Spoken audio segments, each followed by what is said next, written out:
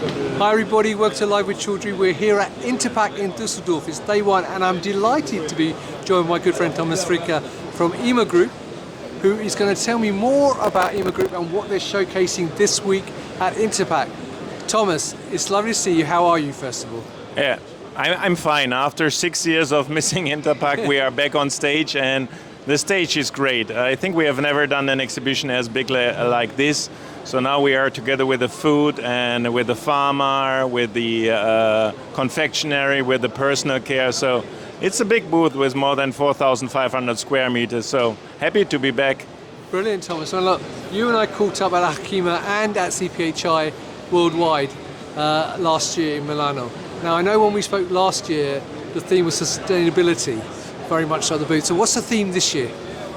The theme this year, let's say, it's not about forgetting sustainability or forgetting digital. So we are still focused on this, but as a message from the pharma sector, we want to tell the world that we are the all-in-one supplier. So all-in-one pharma is our message because we consider ourselves as a one-stop shop supplier. So whatever we do is align or in line with customers' request. They want to have a complete facility, they want to have a complete line. It can be all out of one hand, so one could supply everything. And I think here IMA is the unique supplier or partner for the pharmaceutical customers. Right, now let me ask you a bit more about IMA Group then. For people not familiar with IMA Group though, I know you've got many different business units who are working together for your customers. So what groups are represented here and what solutions do they offer?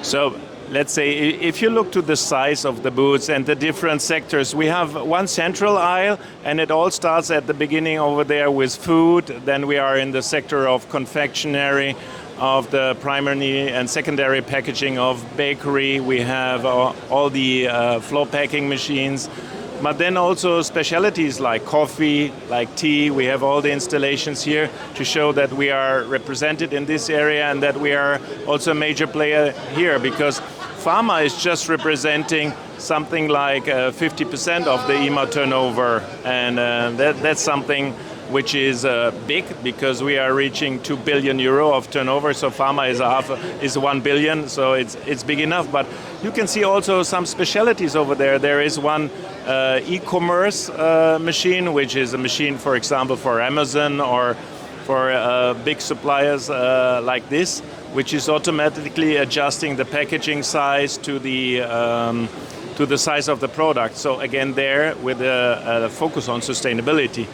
So this is what you can see here. The pharma sector is represented by IMA Active, Live and Safe as usual. So we have the solid dose, we have the liquid sterile, and we have all the packaging until the end of line. So the palletizing at the end. Brilliant. Now, we've spoken in the past about digital transformation. So from your perspective, how far do you think pharma has now got in terms of digital transformation? And do you think it's still got some ways to go in that space? For sure, there are some ways to go, because we have started years ago, I would say nearly decades ago, to install connection devices to our machines. Now we have our own device called A4 Gate, which is connecting the machines you can see here on the booth with our central control room. So in the central control room, you can check the running speed of the machine, the efficiency, the used product, the used packaging material. You can have some ideas about preventive maintenance. You can see failures of machine, alarm messages. And this control room is a safe firewall protected unit which we have, and it's cloud-based, so the customer and even ourselves can have access to the data as if we are allowed to. And then we can help them also to find out ways in order to improve the maintenance of the machine. You can see everything there. Brilliant. Now, the other thing I said we spoke about in the past is sustainability. And I know off camera you were talking about how digital transformation is actually helping with sustainability. So can you talk a bit more about sustainability, if I get my teeth in properly, and what IMA are doing around that space? Yeah. So in the past we had these two trends, digital and sustainable. Now these two trends are going together. If you see one of our videos here on the wall, you can understand that by using this control room, you can control the energy consumption, you can control the water consumption, you can control let's say, the heating necessities for some processes like coating, like fluid bed drying. So the optimization is supported by digital in order to reduce waste, in order to reduce the consumption of energy, in order to avoid failure of the machine, which leads to machine stops. So the whole thing is very sustainable. Also this machine, what you see here, you see IoT ready, so connected machines, low impact on the environment, because this is, let's say, the symbol of our all-in-one strategy, because this is a machine where first of all we have reduced the water consumption. Secondly is representing a unique machine which is combining active, live and safe. Every process starts with washed parts, clean parts. So this machine is cleaning the parts of the solid dose area, is cleaning the size parts of the packaging machine, but also in the liquid sterile. Depending on what kind of process you have, you need to have this machine. And this machine is in the middle, so in the core of our strategy. And by the way, I think it's one of the most beautiful installations we have on the booth. This is why I'm standing here, to make the contrast. Fantastic. Now, one other area I wanted to talk to you about was actually the growth of ATMPs. It was obviously very much in the news over the last 18 months or so. So how has that growth impacted the work that IMA does and the business that you're now doing?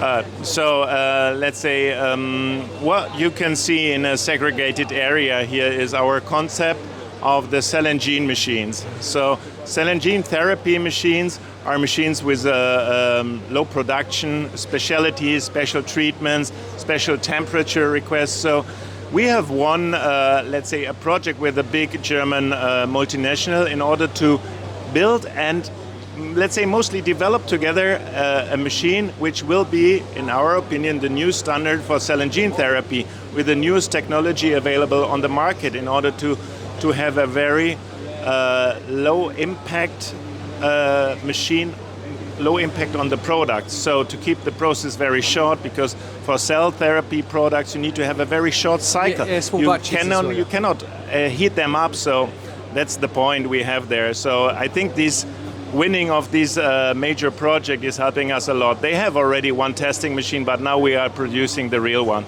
Brilliant, Thomas. Well, thank you for giving that overview of what's going on this week at Interpack.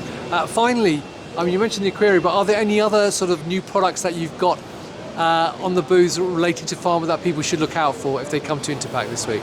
Yeah, if somebody is coming here, if you want to see the fastest liquid sterile filling machine, we have the Injector 36, which means this is really the highest available speed on the market. In the IMA Active area, we focus on, let's say, trend number 3, continuous. So we do continuous tablet pressing, continuous coating. So if we go directly into a blistering machine, we could have the full continuous process. So that's fantastic. In the packaging, there you can see mostly sustainable solutions. New material, compostable material, mono blisters, laminar tubes made out of eco-friendly material. We have all the paper pack solutions for vaccine packaging and pre-filled syringe packaging machines, the auto-injector assembly machines. So we are trying really to show this all-in-one strategy here by showing all the different parts of the processes. So in any case, it's worth to come here. It's not only about the coffee we have and maybe some drops of red wine, it's also the machines. Fantastic. Well, Thomas, as always, I appreciate you taking time out of your busy schedule to talk to me. I hope you have a fantastic Interpack. There you go, viewers.